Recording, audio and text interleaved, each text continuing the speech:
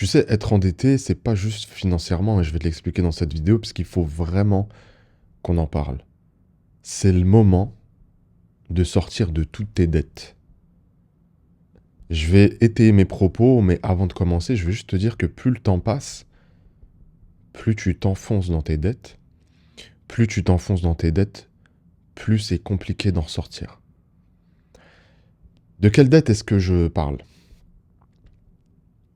Ça peut être physique, hein, le surpoids. Plus tu prends du poids, plus tu t'endettes d'un point de vue santé, parce qu'il faut dire les termes, hein, quand tu es gros, il y a plein de chamboulements hormonaux qui s'opèrent. Euh, Tu sécrètes beaucoup plus d'hormones femelles, féminines. Je vais pas dire que tu te transformes en femme, mais tu perds de ta virilité. Et plus le temps passe, plus ça devient difficile de restaurer l'ordre. Et ça, vous le voyez que, pour ceux qui suivent un peu la muscu, le bodybuilding, les mecs qui se chargent, à un moment donné, ils arrivent à un point de non-retour et ils sont obligés de se charger à vie. Donc il y en a qui font après de la TRT, peu importe. À un moment donné, quand est-ce que tu vas sortir de cette dette? Et plus les jours passent, plus tu t'enfonces dans cette dette de santé. Plus les jours passent et toi, tu consommes des calories au-dessus de ta maintenance, plus tu t'enfonces. Et encore une fois, je le répète, ça devient de plus en plus difficile de sortir de ces dettes quand on s'enfonce. En termes de santé, c'est pas tout, hein. Il y a aussi la dette de sommeil. Alors j'avoue que je suis pas très bien placé pour en parler, parce que je suis pas quelqu'un qui dort énormément, mais je n'ai pas besoin non plus de dormir énormément. Euh, mais ça aussi, c'est important, en réalité. Et tout ce que je vous dis là, c'est un rappel pour moi le premier. Euh, Quand est-ce que tu vas arrêter de veiller jusqu'à 6 heures du matin et de te lever à 14, 15 heures? Tu te lèves ni pour le fajr. Tu auras toutes tes prières de l'après-midi, etc. Enfin, c'est plus possible. Et pareil, boum, dette de sommeil. Et si vous voulez, sur le sommeil, en fait, il n'y a pas que les heures de sommeil qui sont importantes. Il y a aussi le moment où l'on dort. C'est pour ça qu'on dit que la nuit, c'est le meilleur moment pour dormir, parce que le sommeil est réparateur. Tu dors jamais aussi bien quand tu fais une sieste que lorsque tu dors. Combien de fois ça t'est arrivé, ça m'est arrivé, de faire une sieste de 2 heures, tu te réveilles, t'es mal, t'es pas bien. Tu sais, t'es dans le flou. Par contre, quand tu te lèves le matin, après avoir dormi réellement peut-être 6, 7 heures, t'es bien, t'es en forme, t'as bien récupéré. Donc cette dette de sommeil-là, qui joue d'ailleurs sur la première dette, sur le physique, avec les sécrétions de cortisol, etc., il faut la régler. C'est des années de vie qu'on est en train de nous enlever là, bêtement. Et après, on va venir dire, ouais, qadrallah, j'ai le cancer, j'ai ceci, j'ai des problèmes de machin, c'est Allah qui l'a voulu. Bah non, non. Allah, il le dit dans le Coran. Il a créé la nuit pour qu'on se repose. Donc on doit se reposer la nuit. Il faut qu'on se... Vous savez, il faut qu'on revienne un petit peu à cet instinct animal. Il y a beaucoup d'animaux qui dorment la nuit et se réveillent le jour. C'est bête, hein, mais c'est réel. Je dors la nuit et dès que le jour se lève, c'est-à-dire au moment du fajr, donc un petit peu avant que le jour soit vraiment levé, je me réveille et je commence ma journée, etc. Pour régler ça, il y a des choses à mettre en place. Il y a des habitudes à prendre. Faire du sport, ça va te crever. Donc à un moment donné, tu seras tellement fatigué qu'arrivé à minuit, tu seras à KO, tu vas dormir. Il y a aussi le fait de sortir dehors. J'avais vu ça récemment dans une vidéo, il me semble. Euh, je sais plus laquelle. Bref, il faut que euh, pour que ton sommeil s'équilibre et que le soir tu aies vraiment envie de dormir, il faut que ton œil capte la lumière du jour. D'accord? Ça envoie apparemment des signaux, euh,, qui, euh, c'est ce qui permet de sécréter du cortisol, si je dis pas de bêtises. Donc en gros, la mélatonine, elle s'arrête, le cortisol, il se met en action, et du coup, bah là, t'es réveillé. Et tant que t'as pas fait ça, c'est compliqué, tu vois, après, pour être fatigué, etc. Bref, donc tu sors, retiens juste ça, tu sors, il faut que le soleil, te touche, tu vois. Et même s'il fait pas beau dehors, hein, les rayons du soleil, ils passent hein, à travers les nuages, etc. Tu fais du sport. Troisième des choses, c'est l'alimentation. Et les gars, moi je suis un gros mangeur. Je suis un gros mangeur, j'aime manger, voilà. Comme vous le savez, là, on se reprend en main hein, quand même. Mais globalement, j'aime manger. Euh, donc il faut faire attention à pas manger trop, à pas manger trop peu, parce que quand tu manges trop, t'es en digestion euh, constante en fait, et ça fatigue ton organisme. Donc tu te retrouves à être fatigué, je sais pas moi, à 16 heures, donc tu tapes une sieste, t'as tapé une sieste, donc le soir t'as du mal à dormir. Et quand tu manges trop peu, je sais pas vous, hein, mais moi j'arrive pas à dormir si mon ventre il est pas plein, tu vois. Donc il faut trouver encore une fois voilà, ce juste milieu. Ça c'était juste la dette d'un point de vue physique. Et que ça soit dans l'entrepreneuriat, dans vos objectifs de vie, souvent on se demande c'est quoi le meilleur moment? Et j'avais regardé une vidéo d'un mec, c'était il y a très longtemps, il disait en fait le meilleur moment, c'était hier. Tu vois ce que je veux dire? C'était hier. Donc arrête de te poser des questions. Et j'ai été comme toi. Je commence demain. Là, je profite, je casse tout et demain, je commence. Mais en fait, on finit par jamais commencer, tu vois. Et ça, c'est vraiment problématique. On se fait du mal à nous-mêmes, hein. Sur l'instant T, on pense réellement se faire plaisir. Mais qu'est-ce qu'on se fait du mal, purée. Si tu savais le nombre de fois, je me suis dit, je vais retrouver ma shape. Une bonne shape, bien veineux, énervé, tu vois. Et, vas-y, un dernier cheat meal. Et le cheat meal, il rentre dans ta tête. Ah, c'était bon, purée, un bon burger et tout, dégoulinant de fromage et tout. Puis le lendemain, tu te remets et tout. Tu dis, mais attends, là, on est vendredi, tu sais quoi, je vais reprendre lundi. Et le week-end, tu défonces tout, tu vois. Cheat meal sur cheat meal sur cheat meal. Et encore, et encore, et encore. C'est une dinguerie. C'est un cercle vicieux. Euh, c'est maintenant, en fait, tout simplement. Prends un engagement avec toi-même, tu vois. Un engagement d'homme avec toi-même. C'est maintenant. C'est pas demain, c'est pas après-demain, c'est maintenant. Et wallahi, tu vas te remercier. C'est pas facile, hein, je sais, on est stressé, on a plein de choses à gérer. Quand vous avez des entreprises, encore pire. Mais vas-y, on est des hommes, on n'a pas le choix. Quand t'es un homme, t'es condamné à être bon partout pendant très longtemps. Les gens te pardonnent quand t'es vieux, hein, tu vois. Mais tant que tu marches sur tes deux jambes, tant que tu parles et que t'as toute ta tête, on attend beaucoup de toi. Et c'est ok, tu vois, on l'accepte. Parce qu'avec ça, il y a des choses qui arrivent aussi. Le respect, la reconnaissance, la gratitude. Tu vois, le fait de se sentir utile pour tes proches, pour ta famille, toutes ces choses-là. Donc on reste focus. Donc ça, c'était la première dette que tu dois régler. C'est ta dette de santé. Et je te jure, hein, wallahi, plus tu vas t'enfoncer, plus tu vas te dire, ouais, il a raison, je le sais. Mais là, je suis dans un mauvais mood, je suis stressé, je suis pas bien, j'ai des problèmes avec ma femme, ou avec ma prétendante, elle me reproche ceci, cela. Je- Et je sais, les frères, je sais ce que c'est. Mais on n'a plus le choix. Et c'est pour toi que tu dois le faire. C'est pas pour Pierre-Paul Jacques, c'est vraiment pour toi. Et c'est pour respecter aussi cette amana qu'Allah nous fait. La bonne santé. Il y avait un mec qui disait sur TikTok, Dieu nous a tous créés en étant des mannequins. Tu vois ce que je veux dire? Donc, si t'as pas un corps de mannequin, ça veut dire que c'est de ta faute. Alors moi, j'irai pas jusque-là, parce que mannequin, c'est quand même des critères particuliers, être sec, machin, grand. Il y a des choses que tu contrôles pas. Mais dans l'idée, ouais, je suis complètement d'accord. Si aujourd'hui, tu as 20, 30, 40 kilos en trop, ou qu'il te manque 10, 20 kilos, tu peux y remédier, tu peux faire quelque chose. Donc on va passer à la deuxième dette. On va parler de dette financière, tout simplement. Tu dois régler cette dette. Et j'aimerais aborder deux volets. Suivez-moi bien. deux volets sur cette dette financière. Il y a la dette classique, c'est-à-dire tu dois de l'argent à Pierre, Paul, Jacques, à l'État, à la banque, à tes amis, à ton frère, à ta sœur, je ne sais quoi. Ça, tu dois le régler le plus rapidement possible.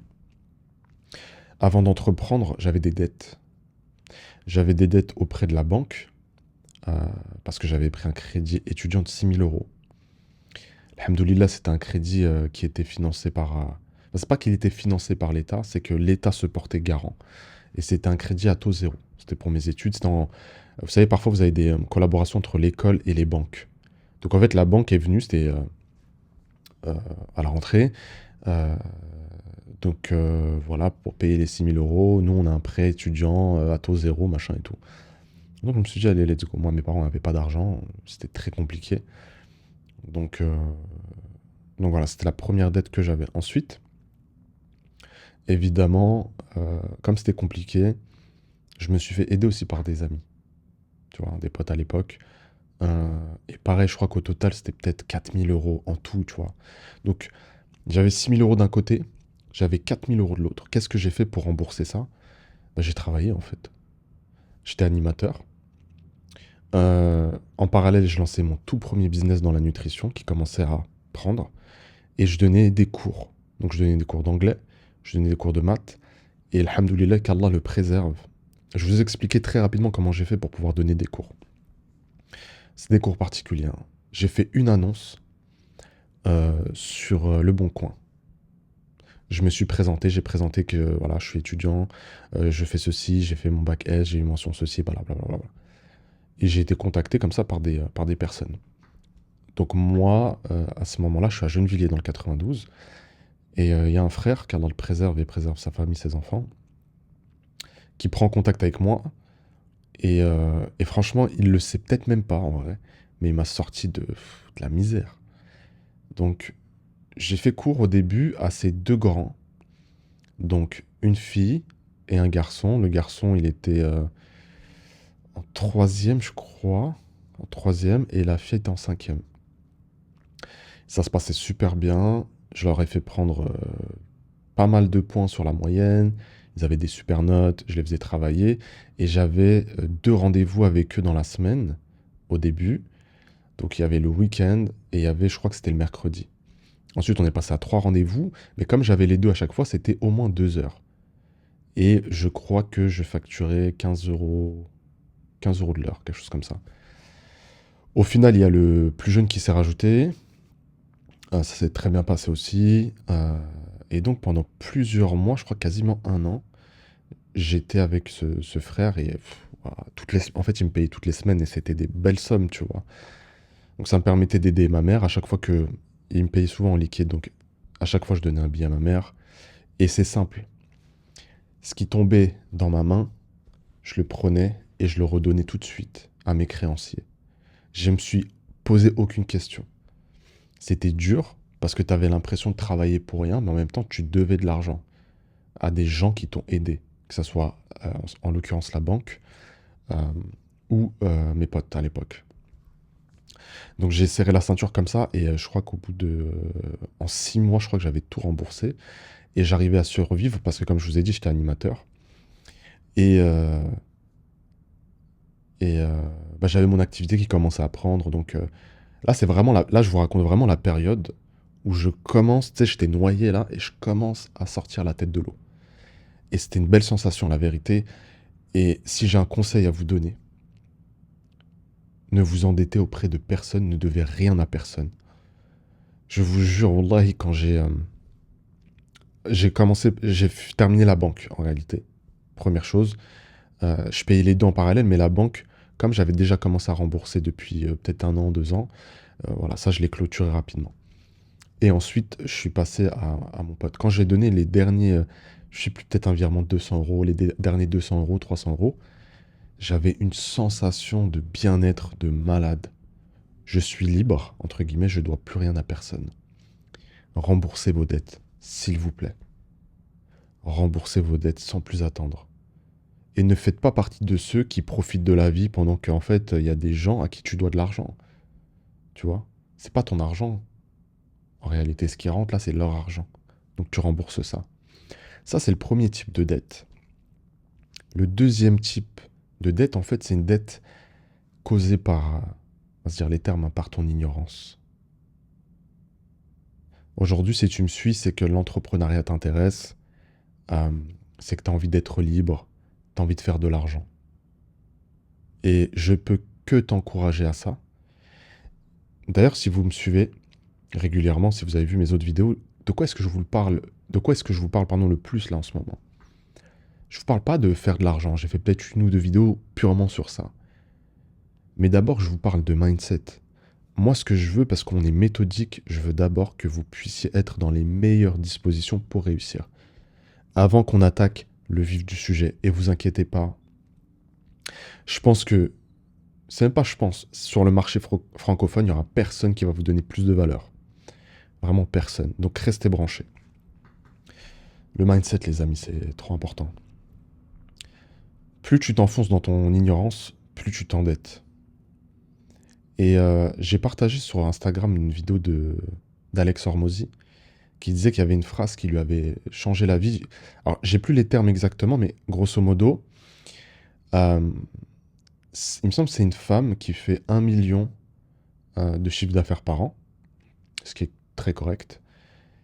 Et il me semble qu'elle dit à quelqu'un qui fait, je crois qui fait 100 000, elle lui dit en fait, c'est très simple, ton ignorance te coûte 900 000 dollars par an. T'es endetté, mec.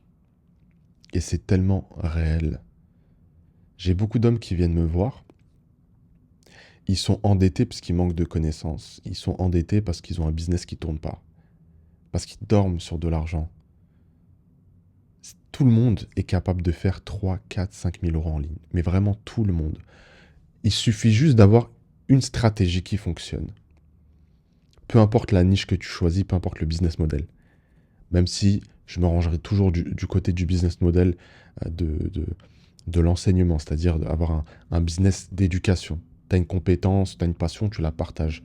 Pour moi, c'est ce qui marchera toujours et c'est ce que font les plus grands. D'ailleurs, je te laisse la masterclass en bio si tu veux checker vraiment comment j'ai fait euh, pour développer 2 business d'éducation en ligne qui sont rentables. Donc voilà, c'est à la portée de tous. Mais plus tu t'enfonces dans ton ignorance et dans ton inaction, parce que les deux vont de pair, plus tu es en train de perdre de l'argent, là. Tu vois. Et c'est réel. Moi, j'ai un pote à moi, j'espère qu'il va tomber sur cette vidéo, tu vois. Je l'ai aidé. Il n'est pas passé dans mon accompagnement, mais je l'ai aidé. Il m'a vu évoluer, tu vois, au fur et à mesure des années. Il m'a beaucoup aidé aussi. Euh, je lui ai dit, frérot, s'il te plaît, lance ton truc. Je l'ai travaillé au corps. Je l'ai positionné sur un truc où il n'y avait personne, sur un truc qu'il maîtrise bien. Et, euh, et j'ai le seum parce qu'en fait, il passe pas à l'action, quoi. Il se trouve des excuses. Ouais, ouais, quand j'aurai du temps, quand ceci, cela. Et s'était lancé, hein. Il a eu quelques, je crois, 1000 ou 2000 abonnés sur TikTok. Euh, peut-être, je me rappelle plus, peut-être 500 abonnés sur Insta, ce qui n'est pas rien. Déjà, avec ça, tu peux faire du sale, tu vois. Mais voilà, il passe à côté de ça, quoi. Et je lui dis, frérot, là, tu dors sur 10 000 euros par mois. Et c'est réel. Donc votre ignorance vous coûte vraiment cher, les gars. Et peut-être qu'aujourd'hui, tu es aussi endetté d'un point de vue relationnel. Peut-être que tu es là, tu te dis, je sais pas, tu as 35 ans, 36, 40 ans, et tu te dis, je suis encore jeune. Non, frérot, tes enfants, c'est maintenant qu'il faut les faire. Et pas avec n'importe qui, il faut bien choisir sa femme aussi. À partir du moment où tu laisses le temps passer, où tu es passif toi-même, où tu n'es absolument pas en mouvement, tu es endetté. Et encore une fois, les gars, c'est simple. Plus le temps passe, plus tu t'enfonces. Et plus c'est difficile de sortir de ces dettes. Si demain je te dois 500 euros, c'est facile à rembourser. Mais si je te dois 500 euros et que je te redemande 1000 euros, et puis le mois d'après 1000 euros, et je m'enfonce comme ça jusqu'à 10 000 euros, j'ai l'impression d'être noyé là. Là, je suis vraiment endetté. Là, c'est dur là, tu vois. Ne vous laissez jamais submerger. Et la meilleure façon de l'éviter, c'est le passage à l'action, c'est engranger des connaissances, c'est se bouger. Encore une fois, je vous le répète les gars, la vie c'est le mouvement. Celui qui n'est pas en mouvement, il est en train de mourir à petit feu. Et vous le savez, on vit dans un monde concurrentiel. Et je te le dis, hein, pendant que toi tu bouges pas, moi je bouge. Hein. Pendant que toi tu t'endettes, moi c'est hors de question. Moi je m'enrichis de tous les côtés. Donc voilà. T'as aussi une dette qui est ta dette spirituelle. Plus tu passes de temps à ne pas adorer Allah, plus tu passes de temps dans le péché, plus ça devient compliqué. Pourquoi? Parce que tu prends des sayyat tous les jours pour des trucs bidons. Mais, parce qu'on est tous des pécheurs, le pire c'est que tu te repens pas, tu te purifies pas, tu pries pas, tu fais pas tes ablutions, etc. Tu vois, les gars, c'est compliqué. Et plus le temps passe, plus tu t'enfonces dans le péché. Et normalement, ça devrait faire écho. Si tu es sincère avec toi-même, ça va faire écho. Il y a un moment donné où tu as des péchés que tu fais tellement souvent que tu commences à les normaliser. Moi, dans mon cas, c'était la musique, par exemple. J'étais tellement enfoncé dans ça qu'à un moment donné, je me disais, mais est-ce que c'est vraiment si grave, quoi? Est-ce qu'il n'y a pas un avis qui vient nous dire que, tu vois, tu commences à chercher des avis pour être aligné, tu vois, pour déculpabiliser d'un truc qui est haram, point, c'est tout, on va pas épiloguer, tu vois. Pareil sur la prière. Tous les jours que tu passes à ne pas prier, je déteste être moralisateur, mais c'est pour ton bien que je te dis ça. Et c'est un rappel pour moi le premier. Tous les jours que tu passes sans prier ou en retardant la prière, etc., tu accumules des dettes. Et n'oubliez pas un truc, c'est qu'on est des êtres d'habitude. Ça devient normal après. Le péché devient normal. Et vous le voyez, regardez juste autour de vous, scrollez sur TikTok. C'est de plus en plus le bordel, c'est devenu n'importe quoi, il n'y a plus de valeur. Vous voyez des frères qui dansent sur les réseaux sociaux, des sœurs qui dansent, qui chantent, qui font n'importe quoi, qui parlent de leur intimité. Il n'y a plus de barrière en fait. Et c'est devenu normal. Et quand ils prennent des rappels, ils s'offusquent. Non, mais je fais ce que je veux, il n'y a que Allah qui peut me juger, etc. Ça reprend des phrases de Tupac. Il n'y a que Dieu qui peut me juger. Non, en fait. Donc, ne t'endette pas spirituellement. Et le meilleur moment, n'oubliez pas que c'était hier. Peu importe à quel moment tu regardes cette vidéo, qu'est-ce qui t'empêche d'aller faire tes ablutions, d'aller prier? Rien. Tu vois? On va dire que tu regardes cette vidéo avant l'Asr, tu vas faire un rousl et tu vas prier. Et tu prends un engagement avec toi-même. À partir d'aujourd'hui, je raterai plus une prière. Il faut se l'interdire. Il faut s'interdire d'être en mauvaise santé. Il faut s'interdire d'avoir des problèmes d'argent. Il faut s'interdire d'être loin d'Allah. Il faut s'interdire d'avoir des mauvaises relations sociales. Prends un engagement d'homme avec toi-même. Je le ferai pas à ta place, personne d'autre. C'est toi et toi. Et oui, la vie d'un homme, elle est pleine de solitude. Il n'y a personne qui va te comprendre. Il n'y a personne qui va te soutenir vraiment, tu vois. Quand tu es tout seul dans ton lit, que tu réfléchis, que tu cogites, quand tu es tout seul chez toi, c'est là qu'on voit qui est qui. Quand les caméras sont éteintes, quand il n'y a personne. Est-ce que tu fais attention à ce que tu manges? Est-ce que tu travailles sur toi? Est-ce que tu pries? Est-ce que tu abades Allah? Est-ce que tu fais toutes ces choses-là? Oui ou non? C'est quand tu es tout seul qu'on sait qui tu es. Si je mets une caméra cachée chez toi, c'est comme ça que je vais savoir qui t'es, tu vois. Et c'est comme ça que toi, tu sauras qui je suis vraiment. Donc voilà les gars, c'était juste une vidéo pour vous dire, s'il vous plaît, ne vous endettez pas. Sortez de toutes vos dettes, qu'elles soient financières, sociales, spirituelles ou autres. Sortez et faites-le maintenant. Commencez à le faire en tout cas. D'ici là, vous prenez soin de vous. Vous faites de l'oseille. Vous n'oubliez pas la spiritualité. Et on se dit à bientôt, Inch'Allah. Assalamu alaikum wa rahmatullah.